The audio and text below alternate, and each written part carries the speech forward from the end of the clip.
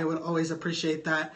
But I don't know how many people that are watching right now, but if you're watching right now and you've heard the phrase, the riches are in the niches, or you must have a niche, put a 1 in there or put a yes in the comment section. I want to hear if you guys have heard that phrase where, even growing up, I remember hearing the phrase, you must pick one subject and own it. What are you going to major in college? What do you want to do when you grow up, right? Yes, everyone's saying yes, yes, yes, yes. Vanessa's saying yes as well on Facebook Live as well. And I think this is an interesting concept, right? Because traditionally, growing up, and I grew up in Pittsburgh, Pennsylvania. You're at a summit right now, and it's being repeated to you. Wow, that's crazy. It's amazing. But I think one of the things that's interesting is growing up. I see Monique and I see Sandra. Thanks guys for jumping in. There's 2 Moniques on Facebook Live. Thank you guys for sharing the broadcast as well. But one of the things growing up. Traditionally, if you think about traditional businesses, and especially baby boomers, Gen Xers to some extent, they thought about, they would get a career and they're going to stay in their career, they're going to stay in their one job for the rest of their life. My grandfather got his master's and then went to work for Westinghouse out of college, and he retired from Westinghouse when he retired from work. And I think this whole concept, this whole idea of the riches are in the niches and you must find one thing is because you had to be able to stand out, you had to own something, but you thought about your mindset and you thought you'd live in one place for the rest of your life. Traditionally you looked at marriage for the rest of your life, marry one person for the rest of your life. You looked at, hey, if I have this one skill set, I can stand out, I can do amazing things. And the crazy thing is that if you look at it, right, and it is a shame because times have changed. Not only are brands not providing loyalty for businesses, but we as people change. The technology we use changes. Right now, the speed of change in our lives, the rate of change across the board in our lives today is it's like nothing we've ever seen before. I mean, think about how quickly we went, we had the VHS tape forever. We were all watching, movies on VHS tapes. And then we finally went to DVD, and we went from DVD to Blu-ray to downloaded on Netflix in a matter of 10 years, yet we had the VHS tape for 30 years, 25 years or so? And I think this is interesting because if we're beating it home into the younger generations and we're beating it home to our kids to find one skill and be great at it, own something, then I think we're siloing them to believe that if they're not great at only one thing, they cannot be great in life or great in what they do. And I'm going to call bullshit. I think that's complete bullshit because when we're looking at change, or we're looking at life, not only do we need to be able to evolve, but I think you have to have a learning mindset as you as a person changes, as the world around you changes. Maybe when you move, let's say you move countries or you move locations, your culture exposure, your ability, even when you go from being single to getting married to getting divorced, what your things around you, the culture, your environment is drastically going to impact what you're focused on, what you're learning, what matters to you. And it's crazy because if you have a niche and you're owning your niche right now, I bow myself to you because I believe if you have a niche, you can be extremely successful and you can own that niche for a long period of time. I mean, let's face it, there are plenty of businesses, there are plenty of successful business owners, there's plenty of successful people that have mastered one niche and owned it for many, many, many years. But what they've done really well is they've done it in a way that nobody else can do it. And I'm a keynote speaker. For those that don't know what I do, I'm a technology guy. I love and embrace the power of digital communications. But I'm a keynote speaker, and one of the things that I was always told as a speaker is you need to have one presentation. You need to have that one keynote that is the best for everyone. You need to find your one one presentation. And crazy enough, as it all goes in this whole scheme, and I see Samantha in here. Thank you guys for sharing this out to Twitter as well, for those that are sharing it here on the broadcast. But one of the things that I was told was you have to find that one space, that one SEO term. And here's the thing: I don't like to do one thing. I'm not good at just one thing, And upcoming in the next 30 days, I'm giving 3 keynote presentations at 3 very large events, and all 3 of the topics are completely different than the other topic, and it's kind of cool. So next week I'm debuting my brand new keynote, which is named after my book, which is called A Millennial Mindset. And the title of it is, it's not about the year you were born, but your ability to embrace change, collaboration, and community, right? So that I'm giving that presentation at Marketo Nation large marketing summit in San Francisco. I fly directly from there to Denmark. I'm going to the digital Odense event in Odense, Denmark. And the presentation I'm giving at that event is Think Like a Fan, How You Can Grow Your Business and by telling your digital story. And it's all about how you tell your digital story, how you leverage live video, how you embrace new media that is out there. And then in May, I'm actually speaking at the Women's Expo here in Washington, D.C. And the title of that one is Be Yourself, the importance of investing in your digital first impression, right? And to me, that's 3 keynotes. One that is focused on change, collaboration, and community. One that is focused on marketing strategy and social media investment. And one that is involved in the vulnerabilities, transparency, sharing, and being able to tell people your story in a way that allows you to stand out. And for me, this is what I love to do. This is what excites me.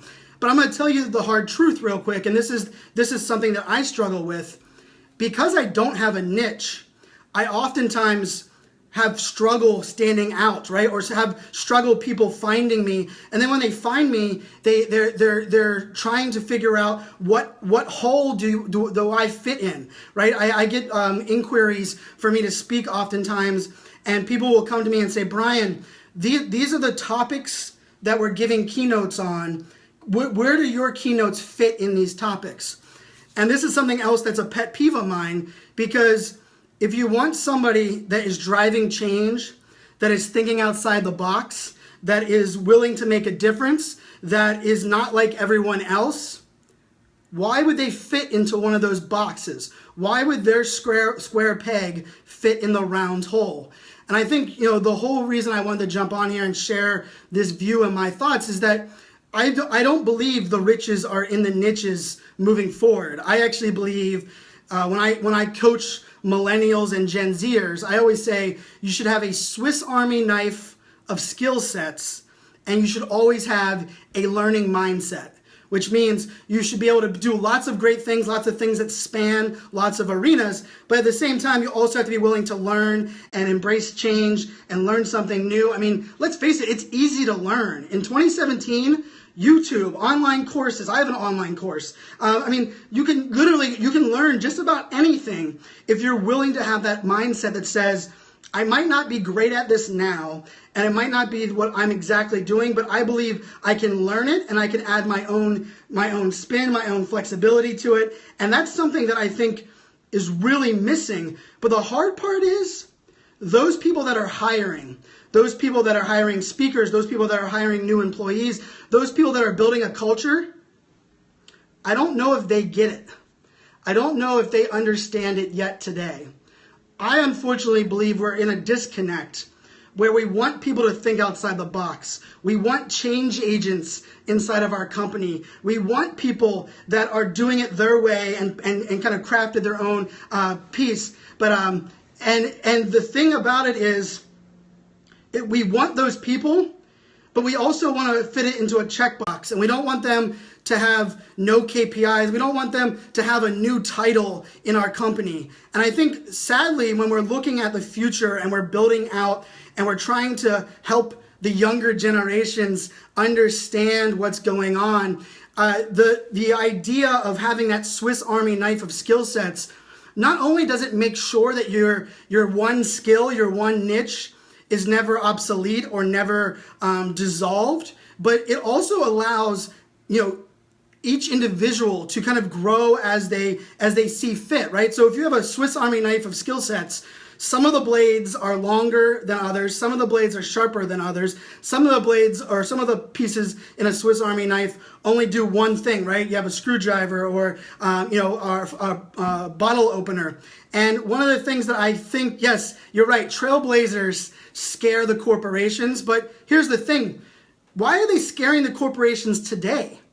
By 2020, 50% of the workforce will be millennials. And that's 50% of the workforce being millennials, but right now, today, in 2017, for the first time in our lives, we have 4 generations in the workplace. We have baby boomers, Gen Xers, millennials, and Gen Z. All of them, right now, all 4 of them are in the workplace.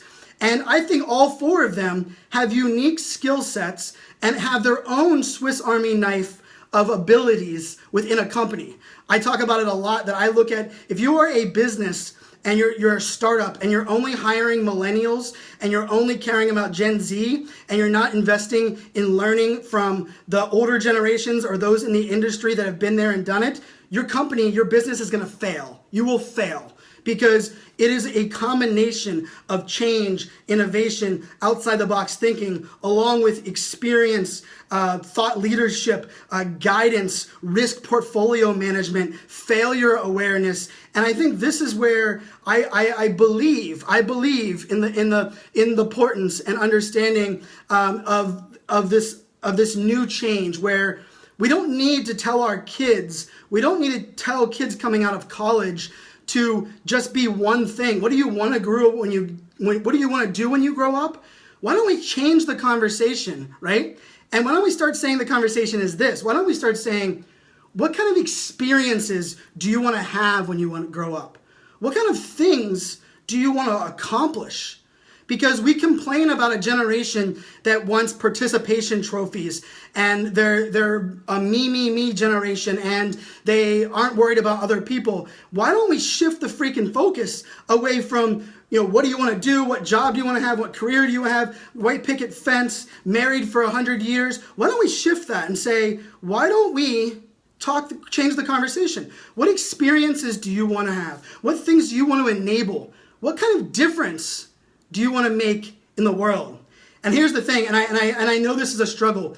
Organizing and bringing people together when you have 4 generations in the workplace that have 4 unique skill sets and backgrounds, it's difficult. But here's the thing. If you are building a company that is focused on community, and everybody knows here that follows me, the first chapter in my book, my upcoming book, is The Future of Business is Community. And what a community is a community is a group of people that are gathered together around a common purpose and a shared passion. And the goal for organizations as we move into 2017, 2018, 2019, 2020, the future of work has to be built with a community-first approach. Because it will not matter if you have someone that's 65 years old and you have someone that's 22 years old. If you hire people that have the same purpose or similar purpose and share a passion for what they're doing, they will work together. They will collaborate. They will embrace change. They will teach each other. And this is the crazy part. If you understand the value and importance of self-awareness, if you teach every one of your employees, if all of us individually can look in the mirror and say, hey, this is my Swiss Army knife of skills, but this is what I suck at. This is what I'm not very good at. This is what I spend way too much time doing. And this is things that I shouldn't be doing myself. If you're able to do that, you're able then to surround yourself with people that are good at that other things. Yes, SWOT analysis, strengths and weaknesses. And I think this is one of those things that when we look at the generations and we look at how things are going to be different and ultimately how we're going to change the future of work, I think we have to move away from encouraging a niche,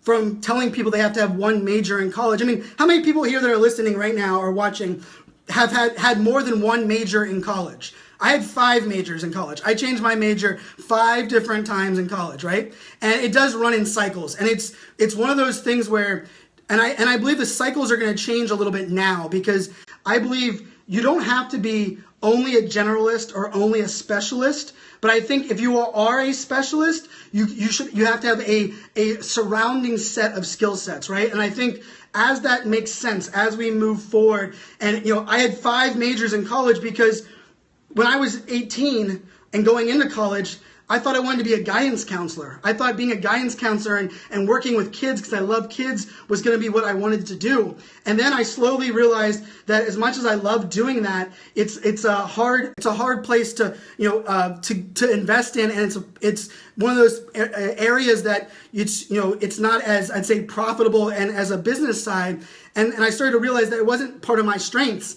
And then I switched to computer science. Right? And then I switched from, and thank you guys so much for joining. Thank you for watching on the live stream on Facebook Live and Periscope. I appreciate you guys a lot. Thank you for sharing it out there as well. What's up, Jason Stolkin? How are you, my friend? But, what I realized was I wanted to be a guidance counselor. And then my dad kind of told me, what's up, Jessica? How are you? My dad told me, hey, there's a lot of money in computers. You should be in computer science. And then I got into computer science and I was like, I hate sciences. I don't like biology. I don't like any of these sciences they're forcing me to take. And also, I'm not great at coding a SQL database. I'm not someone that wants to sit in my cubicle for 8 hours a day and doing nothing but coding. And so then I switched to business. But then I realized I didn't really understand what business management and business marketing was. And I was like, well, I don't know what that niche is. That's not going to work. So then I switched to business information systems with a web design concentration, right? And so business information systems ended up being what I left college with a concentration in web design.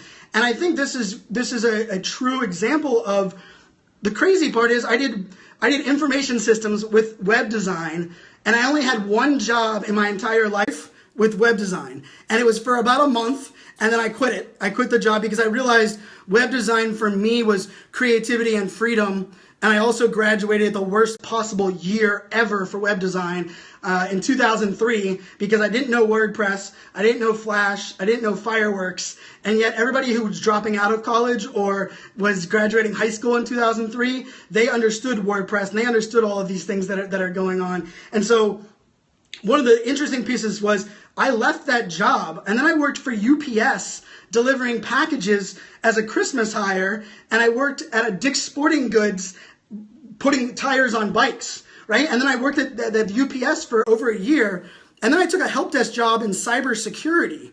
And then after I had the help desk job in cybersecurity, I grew that into a massive training enterprise around cybersecurity and social business for 9 years. And then I left and I went to computer science, to cloud computing and data center company, where I became a technology evangelist on a data center company, helping brands embrace cloud computing. And then I left that arena and I became an entrepreneur focused on digital storytelling, social media, and digital marketing. And the reason I'm explaining all of this is that I changed, the business has changed, the value proposition changed, my skill set changed. But the interesting thing was, at each one of those jobs, as I was changing, the job was not changing with me. The business was not changing with me. The companies that were hiring me, I grew this a massive training organization inside of the government, yet I couldn't get another job when I left that company at the same level, because they were like, well, things have changed, this is where we're moving things. And you know what I did? I ended up taking an entry-level training position that within 60 days, they promoted me 3 levels up because they realized that I had that breadth of skill set, right? And so I guess the reason I'm focusing on this, and I'm 35 years old, for those that are like, how has he had that much time in his career? So I've had a very busy 14 years since college. So now I'm an entrepreneur.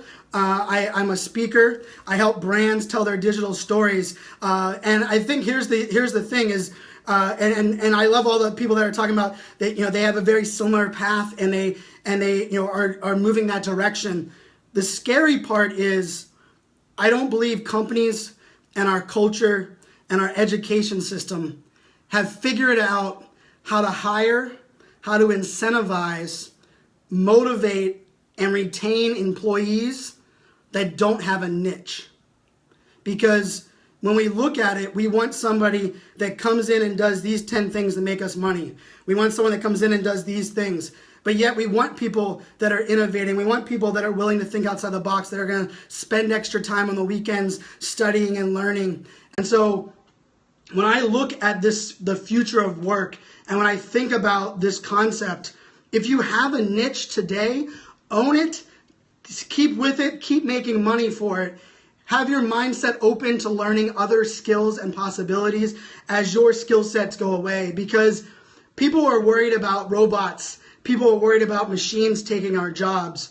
I believe if you have a Swiss Army knife of skill sets, if you are not locked into one niche, you will not have to worry about a robot taking over your job, because they can take over certain roles or skills that you do, allowing you to spend more time doing the other skills, or more time doing what you love and less time working altogether. Because here's how I'm going to wrap this up for you guys that are watching here. And I appreciate everybody watching and commenting and sharing.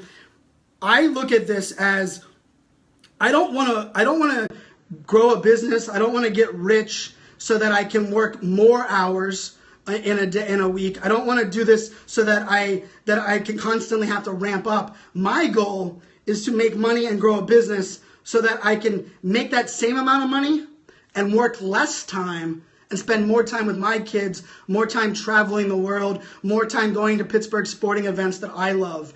And so I think we have to shift the conversation. We have to help companies define success. What's up, Rainbow Faces? And I think we have to look at this entire approach differently.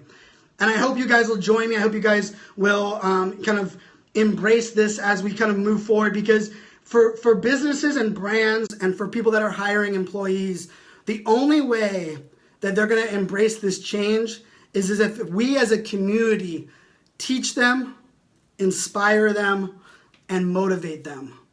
And I think that is what I put on us to help brands do that, because a lot of companies still are not hiring me to speak at their event because they want me, but I don't fit in a bucket, which is a marketing speaker, or I don't fit in a bucket, which is a social media speaker.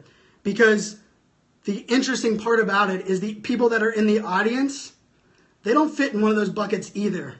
But sadly, we're still hiring, we're still investing, and we're still looking at it from that mindset. So I hope you guys enjoyed this. A little bit of a rant. I had a really good phone call with somebody today that's looking to hire me to speak. And when I told them, hey, I'm speaking at Marketo Nation about millennial mindset. I'm speaking in Denmark about think like a fan. And I'm speaking at the Women's Expo about being yourself. Their first answer was, well, we don't usually like people that have multiple keynotes, but we like all three of those keynotes. Which one's the best? And I said, well, I don't have a best. Let's talk about who your audience is. What does success look like for you? What's your demographic? What are the other people talking about? And at the end of it, that she said to me, and this is what inspired this video, is she came to me and just said, Brian, it's going to be hard for me to sell you up the chain, but I'm going to do it. But it's only because you helped teach me the importance of having multiple skills. You helped inspire me to realize that if you're passionate about something and I'm gonna help you achieve success, that it doesn't have to fit into a bucket. And last but not least, I motivated her to be okay with pushing back and changing the status quo and doing things a little bit differently. But sadly, like she said, she probably wouldn't have hired me, and it's gonna be harder for her to sell it up the chain. And for me, that's a struggle, because I want to empower others. I believe in the value of having a wide range of skill sets and a breadth of experience. But if I can't make money as a business, if I can't book speaking events and do consulting and work with brands, then why am I preaching that out? Why do I believe it? And it's not that I don't believe that it's the right way. I do believe it's the way we're moving forward. I just think we're evolving and changing and not opening our minds to this idea, mainly because we still ask our kids, what do you want to be when you grow up? What do you want to major in college? Where do you want to live? And I think we have to change that conversation. So thank you guys so much for watching. Thank you for tuning in. Always check out my podcast, FOMO Fans, FOMOFANZ. It is in all of your podcast players. I have my course, my online course, which is live at beyourself.live. So if you go to beyourself.live, I actually have 5 modules that are available for free for you to take on my website. So just go to beyourself.live, click on the free modules, create an account, no credit card is needed, and then sign up. You can take 5 of my modules on Be Yourself. And like I said, I have a podcast called FOMO Fans. And if your brand, if your industry, if your environment wants to hire me to speak, it's isocialfans.com/speaker. If your niche is too tight, you can't think on the fly outside. Yes, I agree completely on that for sure. So yes, I love it, guys. Own it, embrace it, find a way to stand out from the noise. And I'll leave you with one of my favorite quotes to leave every environment, right? Thank you. Very opportune topic. Yes, that was the focus. That's the why I was doing this. I believe together we can change the world. But we can't do that unless we first change ourselves and we start making small changes around us. If we all take a step back and change ourselves and change those around us, together as a whole, we will change the world. I believe it. I know it. I'm excited about the future. Let's go embrace it. We are greater than me. Cheers, my friends. Make it a great day.